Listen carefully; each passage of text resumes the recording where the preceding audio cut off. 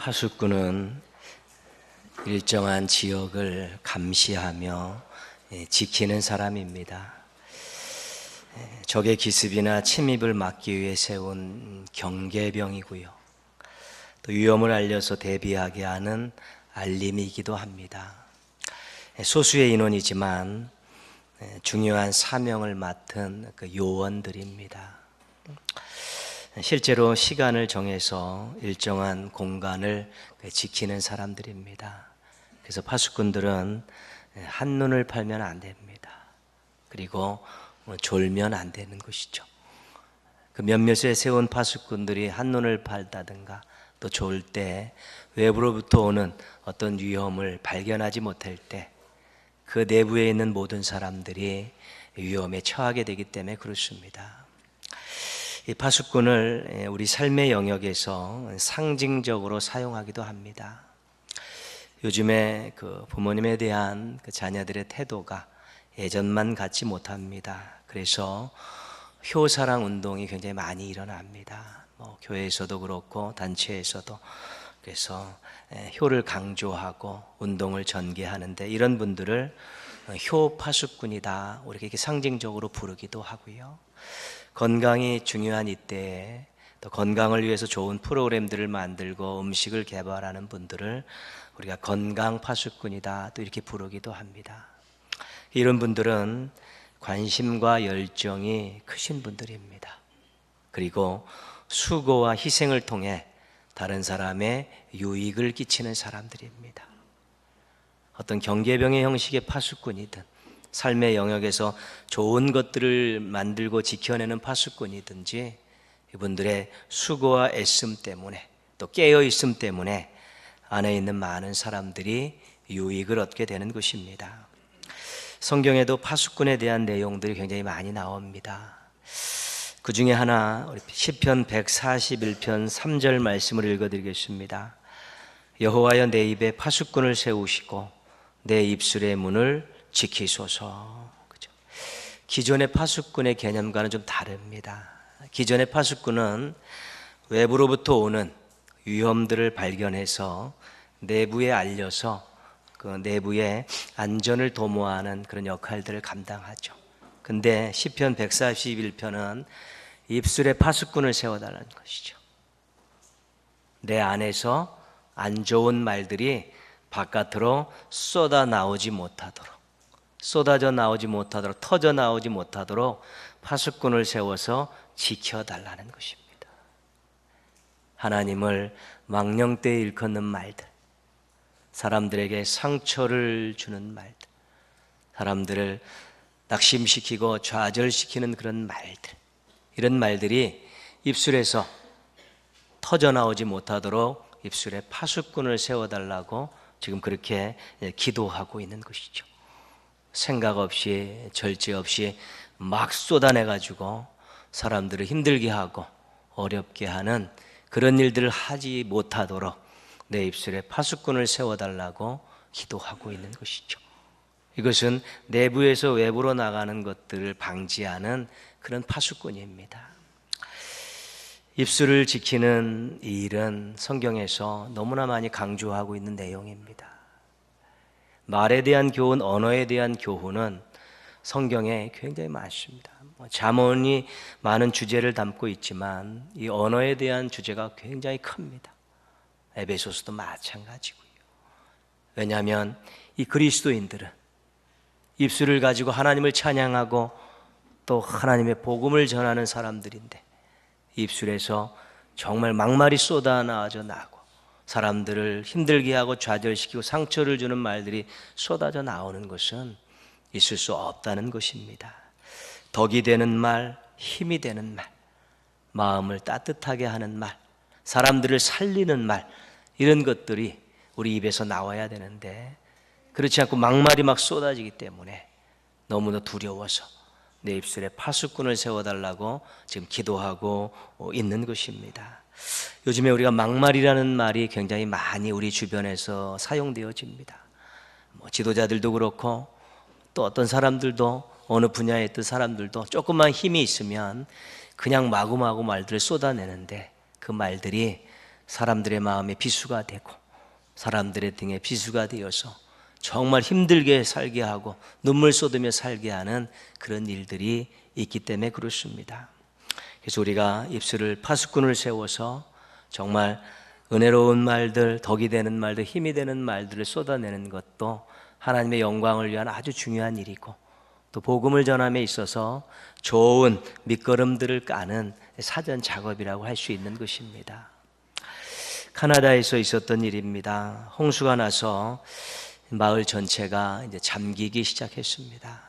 주민들이 살기 위해서 대피하고 또 재산을 지키기 위해서 막 동분서주하는 그러한 일이 있습니다. 그때 이제 신고를 받고 이제 소방관들이 대거 투입이 됩니다. 주민의 파수꾼인 이 역할들을 잘 감당해서 많은 분들을 구제하고 구조하고 또 재산들을 많이 또 이렇게 건져내는 일을 했습니다.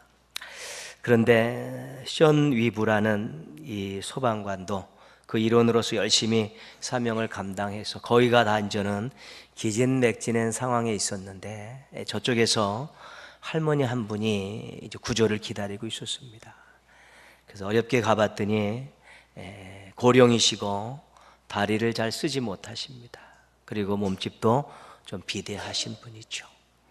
힘든데 간신히 앉고 이제는 물살을 가르면서 지금 밖으로 나오고 있는데 너무 힘이 들어서 땀은 삐어디 쏟아지고 얼굴이 막 일그러질 정도인데, 그 얼굴을 본 할머니께서 그 소방관에게 이렇게 말씀하십니다.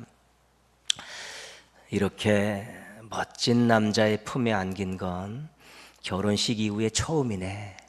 너무 좋아. 소방관이 온몸에 힘이 빠졌던데 새 힘이 솟고 얼굴에 확 웃음이 나면서 할머니를 막 안고 밖으로 나왔다는 것이죠. 그리고 거의 다 나와서 이 소방관이 할머니에게 이렇게 말씀했다고 합니다. 여전히 아름다운 할머니를 제 품에 안을 수 있어서 영광입니다.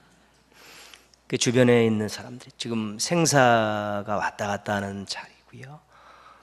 모든 것들을 다 잃을까 노심초사하는 자리고, 소방관들도 정말로 땀 흘려 수고에 기진맥진해 있는 그 상황에서 이 할머니와 소방관이 주고받은 그 한마디가 사람들의 마음에 힘을 쏟고 그곳에서 또 얼굴에 미소를 띠게 했던 귀한 일화였습니다. 한마디의 말이 사람에게 힘을 줄 수가 있고, 한마디의 말이 사람들을 살릴 수도 있고, 특별히 우리가 가지고 있는 이 복음이라는 것은 우리가 사랑하는 마음으로 던질 때 영생을 얻게 하는 귀한 보석과 같은 것이기 때문에 여러분 입술에 파수꾼을 잘 세우셔서 정말 사람을 힘들게 하는 말은 못 나가도록, 또 사람들에게 힘이 되고 덕이 되는 말은 마구 쏟아져 나오도록 잘 관리하셔서 말로써 또 하나님의 영광을 드러내고 또 행복한 삶을 막 가꾸어가는 멋진 신앙인들 되시기를 주님의 이름으로 축복합니다. 아멘. 오늘 말씀에 나오는 파수꾼은 또 다른 성격의 파수꾼입니다. 일반적인 파수꾼은 외부로부터 오는 위협을 감지하고 그것을 내부에 알려서 내부를 지키는 것이죠. 근데 입술의 파수꾼은 내부에서 안 좋은 것들이 나가지 못하도록 지키는 임무를 가진 파수꾼입니다. 근데 오늘 이사야서에 나온 이 파수꾼은 조금 성격이 다른데 한번 좀 살펴보고자 합니다. 6절 말씀 보시면요, 예루살렘이여 내가 너의 성벽 위에 파수꾼을 세우고, 하나님께서 이사야를 통해서 예루살렘 성벽 위에 파수꾼을 세우겠다고 말씀합니다. 성이니까 파수꾼 필요하죠. 외부로부터 침입해 오는 경우도 있고 내부에서 중요한 것들이 빠져나갈 수 있기 때문에 파수꾼은 필요할 것입니다. 근데 6절 말씀 계속 읽어보면요, 그들로 하여금 주야로 계속 잠잠하지 않게 하였느니라. 이 파수꾼은 시끄러운 파수꾼입니다. 밤낮으로 계속 무언가를 이야기해야 되는 것이죠. 예루살렘 성벽 위에 세우는 이 밤낮으로 잠잠할 수가 없는 그런 파수꾼입니다. 일반적인 파수꾼은 그래도 가만히 있다가 위험이 올 때만 큰 소리로 알리면 되는 것 아니겠습니까? 근데 이 파수꾼은 밤낮으로 잠잠하면 안 됩니다. 계속 무언가를 이야기해야 된다는 것입니다. 6절 말씀 마지막 부분 보시면요, 너희 여호와로 기억하시게 하는 자들아, 그렇죠? 너희 여호와로 기억하시게 하는 자들아. 파수꾼의 정체를 지금 폭로하고 있죠. 그 파수꾼은 어떤 파수꾼이냐면 여호와로 기억하시게 하는 자들이라는 것이죠. 하나님께서 무언가를 잊어먹으신, 그럼 이 파수꾼들이 막 하나님께 이야기를 해서 기억나게 한다는 것입니다. 하나님께서 건망증이 심한 분 알지 않습니까? 그런데 표현을 그렇게 하고 있습니다. 하나님으로 하여금 기억하게 하시는 임무를 맡은 파수꾼이라는 것이죠. 계속 보면요, 6절 더 뒤에 맨 마지막 절입니다. 너희는 쉬지 말며. 7절 한번 같이 읽겠습니다.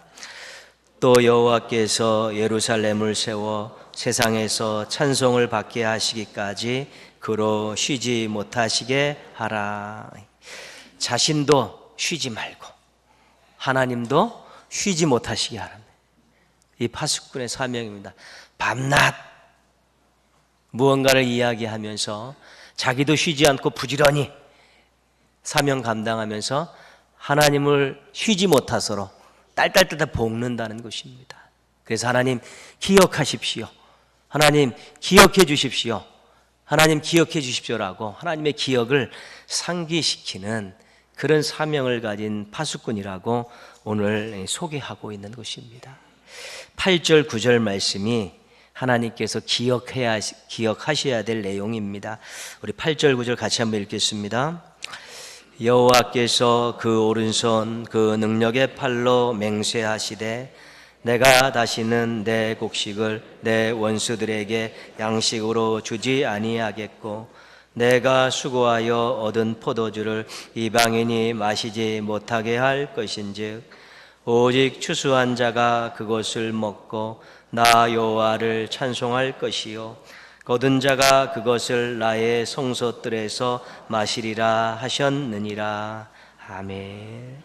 예루살렘이 적들의 공격을 받을 때마다 제일 공격을 많이 받는 곳입니다. 나라가 망할 때는 성과 성전까지 다 무너지는 그런 곳이지요. 그래서 예루살렘이 엄청나게 많은 영역의 세월을 겪었습니다.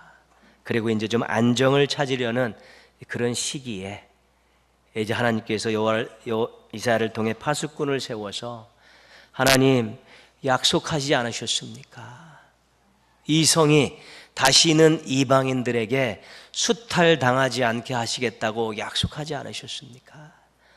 하나님, 이 성에 있는 하나님의 백성들이 땀 흘려 수고한 것만큼 먹고 마실 수 있게 해주신다고 약속하지 않으셨습니까? 하나님, 이 성의 백성들이 하나님의 성소에서 마음껏 먹으면서 하나님께 감사 찬송 부를 수 있게 해주시겠다고 약속하지 않으셨습니까? 파수꾼들이 이 약속을 기억해달라고 하나님 앞에 밤낮으로 부르짖는 것입니다. 하나님 쉬지 못하도록 계속해서 딸딸딸딸 복구라는 것입니다. 이것이 예루살렘 성벽 위에 세워진 파수꾼의 사명입니다. 어떤 파수꾼입니까? 기도의 파수꾼입니다. 예루살렘 성벽 위에서 정말 하나님을 향해서 하나님 약속하신 것 이루어 주십시오. 이 성벽의 이 백성들에게 언약하신 것을 하나님 기억하시고 베풀어 달라고, 이제는 다시 한번 손을 뻗어 달라고 기도하는 것이죠. 그런 기도의 파수꾼이 필요했기 때문에 하나님이 세우시고 하나님을 향해 부르짖을 때 그것을 응답해 주신다는 약속을 하고 계신 것입니다. 일반적인 파수꾼은 바깥으로부터 오는 위험 요소들을 발견하고 안에 내부에 알려서 안전을 도모하고요. 입술의 파수꾼은 바깥으로 안 좋은 것이 나가지 못하도록 막는 파수꾼이지만 이 예루살렘 성벽 위에 세워진 파수꾼은 하늘을 향해서 하나님 쉬지 못하도록 약속을 기억하고 응답해 달라고 끊임없이 부르짖는 기도의 파수꾼이었다는 것입니다. 예루살렘이 행복한 성벽이었다는 이유는 기도하는 파수꾼이 있었던 것이고 하나님이 그곳에 임재하셨기 때문에 하나님이 그 성읍을 사용하셨기 때문에 행복한 성읍이라고 할 수 있는 것입니다. 나라와 민족의 파수꾼들이 필요한 때입니다. 교회와 성도들은 모두 나라와 민족의 파수꾼들이어야 합니다. 이 나라가 평안해야지 교회도 평안하고 성도들도 잘 살 수 있는 것입니다. 정말로 우리가 성격이 어찌 됐든 나라가 안정적이고 또 지도자들이 또 정치를 잘 하도록 기도하는 것만큼은 잊지 말아야 되는 것입니다. 한 나라의 흥망성쇠와 인류 역사를 하나님이 주관하신다는 믿음을 가지고 있는 우리들이 나라와 민족을 위해서 기도하지 않으면 이 나라는 소망이 없는 것입니다. 무엇이 어떠니 저떠니는 누구든지 할 수 있는 일입니다. 뭐가 잘못되니 어떠니는 누구든지 할 수 있는 일입니다. 그러나 그렇게 지적하는 것과 넘어서서 또 기도하는 일들을 하지 않으면 그런 비판들은 아무런 의미가 없는 것입니다. 모세도 다니엘도 바울도 그들의 기도를 보면 나라와 민족을 위한, 국민들을 위한 기도가 빠지지 않습니다. 다니엘의 민족을 위한 기도를 보면 정말 가슴이 뭉클합니다. 하나님, 이 나라 이 백성이 너무도 큰 죄를 지었습니다. 용서하여 주십시오. 우리가 가지고 있는 공의를 의지하고 기도하지 않고 하나님의 긍휼을 의지해서 기도하오니 이 나라 민족을 용서하여 주옵소서. 잘난 것 하나도 없지만 하나님의 긍휼을 의지하고 호소하니까 이 나라 민족을 지켜달라고 기도하는 것입니다. 힘 있는 자들이 이끌어가는 나라가 되게 해서는 소망이 없습니다. 하나님을 두려워하는 자들이 이끌어가는 나라가 돼야지 미래가 있는 것입니다.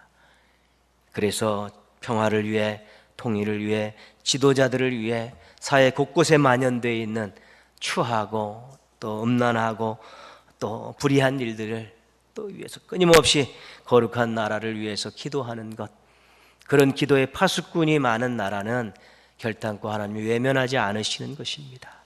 이 나라에 복음을 주셔서 사용하실 뜻을 비추셨기 때문에 이 나라가 거룩함을 유지하게 될 때 하나님이 온 세계의 복음화를 위한 귀한 도구로 사용하시는 것입니다.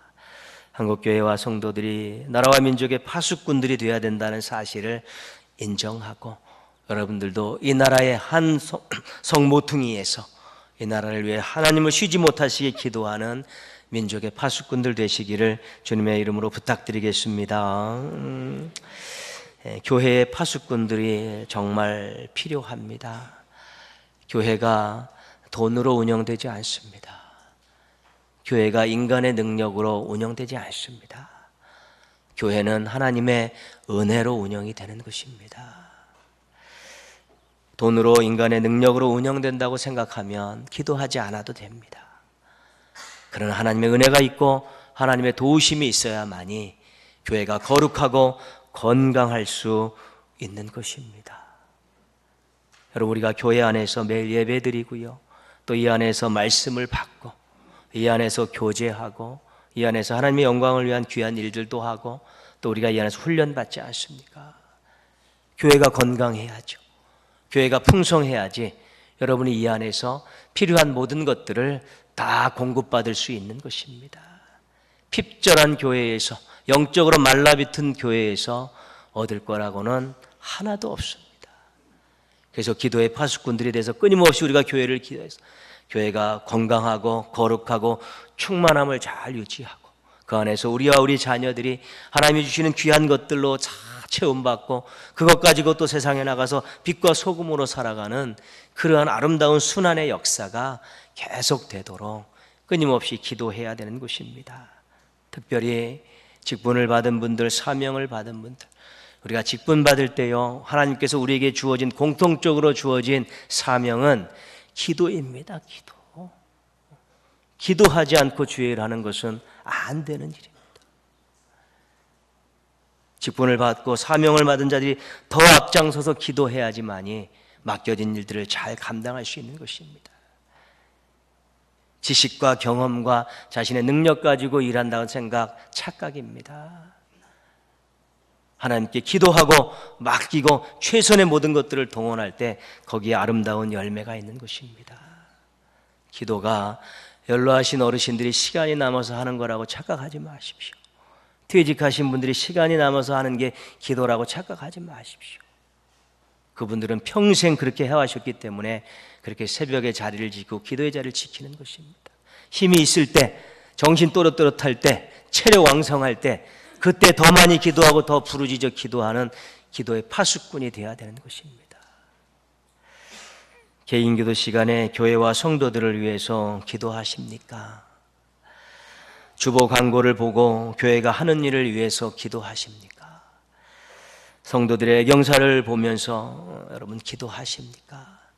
개인 기도 시간에 그런 시간들을 가져야만이 여러분이 교회의 기도의 파수꾼이 될 수 있는 것입니다. 충만한 교회에서, 거룩한 교회에서, 하나된 교회에서 우리가 거룩을 배우고 사랑을 배우고 능력을 경험하면서 멋진 인생을 살아갈 수 있기 때문에 그렇습니다. 파수꾼들은 부지런해야 합니다. 깨어 있어야 합니다. 특별히 교회를 위한 이 기도의 파수꾼이 됨에 있어서 여러분 주저하면 안 됩니다. 여기서 우리가 양식을 먹고 여기서 소망을 얻고 여기서 지혜와 능력을 얻는데 좋은 교회, 건강한 되기 위해서 기도하는 것 멈춘 것은 자기 스스로 구렁텅이에 빠지는 일이고 황량한 광야로 자기를 내모는 것과 똑같기 때문에 그렇습니다. 가정 역시 파수꾼들이 필요합니다. 믿지 않는 가족들 누가 기도해야 합니까? 먼저 믿은 가족들이 죽어라고 기도해야 되는 건 아닙니까? 가족들의 미래를 위해서 누가 많이 기도해야 합니까? 가족들이 서로를 위해 기도해야 되지 않습니까? 배우자들 서로, 부모님은 자녀를 위해, 자녀는 부모님을 위해 그 미래를 위해서 기도해야 될 때 무언가 변화가 있지 않겠습니까? 기도밖에 다른 것이 없습니다. 기도로 한 묶음이 되어지고 기도로 함께 하나님 앞에 서는 가족들이 될 때만이 가정에 소망이 있는 것입니다. 하나님을 쉬지 못하시게 하고 하나님으로 하여금 이 가정을 기억하게 해달라고 또 하나님으로 하여금 이 가족들을 기억하게 해달라고 기도하는 것이 아름다운 가정, 화목한 가정을 이루는 가장 중요한 것입니다. 늘 말씀드리지만 기도하지 않으면 기대할 것이 없습니다. 기도하지 않고 무엇을 기대한단 말입니다. 인생을, 가정을, 생업을, 자녀들의 미래를 누가 주관하시는데 기도하지 않고 뭘 기대한다는 것입니까? 가정에 의해서 파수꾼의 자리를 지키는 한 명의 가족들이 있을 때 하나님께서 어여삐 보아주시고 놀라운 역사를 이루시는 것입니다. 종교개혁자 마르틴 루터는 이렇게 말합니다. 기도는 내 삶에서 가장 중요한 것이다. 여러분의 삶에서 가장 중요한 것은 무엇입니까? 왜 기도가 이분이 삶에서 가장 중요한 것이라고 말했습니까? 하나님께서 삶의 모든 것을 주관하신 분이라는 믿음이 있기 때문에 하나님과 교통하고 하나님께 무언가를 맡기고 하나님께 부르짖는 일이 가장 중요한 것이라고 고백하는 것입니다. 기도의 파수꾼들은 어려운 외부 환경을 보지만 두려워하지는 않습니다. 기도의 파수꾼들은 내부의 부족함과 연약함을 보기는 하지만 불평하지 않습니다. 왜냐하면 위를 향해서 부르짖으면 얼마든지 해결해 주시는 하나님의 능력의 손길과 사랑의 손길이 임하기 때문에 그렇습니다.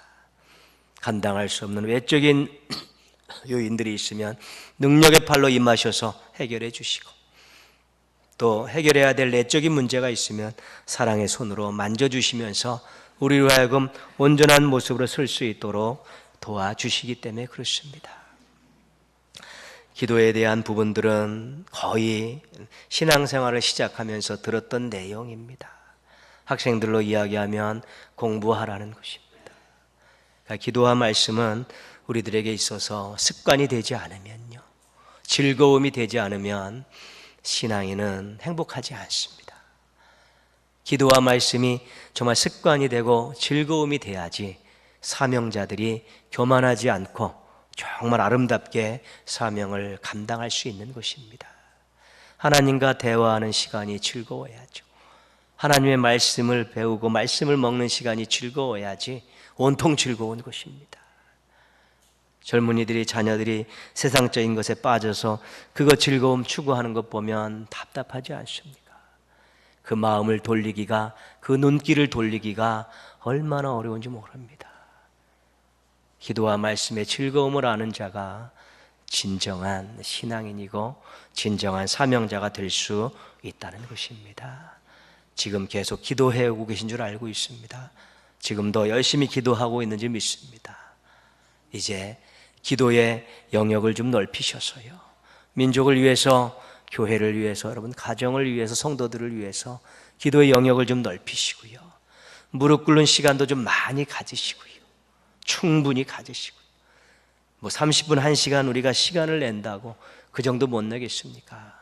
영화 보는 한 편 보는 거, 야구 축구 경기 한 편 보는 거, 드라마 한 편 보는 게 실은 그렇게 뭐 다 4, 50분 이상 2-3시간짜리인데 우리가 기도의 파수꾼이 되겠다고 다짐하고 무릎 꿇는 시간을 그래도 한 2-30분씩 충분히 갖고 민족의 파수꾼으로, 교회의 파수꾼으로, 가정의 파수꾼으로 이렇게 기도하게 되면 예전에 맛보지 못했던 아주 큰 기쁨과 또 소망을 여러분 가슴속에 맛보실 수 있고요, 또 여러분의 눈으로서 엄청난 하나님이 역사하시는 그런 현장들을 눈으로 확인할 수 있게 될 것입니다.